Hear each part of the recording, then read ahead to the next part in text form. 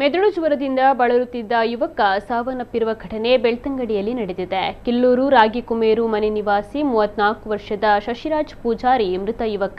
ಕಳೆದ ಕೆಲ ದಿನಗಳಿಂದ ತಲೆನೋವು ಮತ್ತು ಜ್ವರದಿಂದ ಬಳಲುತ್ತಿದ್ದ ಶಶಿರಾಜ್ ರವರನ್ನ ಮಂಗಳೂರಿನ ಖಾಸಗಿ ಆಸ್ಪತ್ರೆಗೆ ದಾಖಲಿಸಲಾಗಿತ್ತು.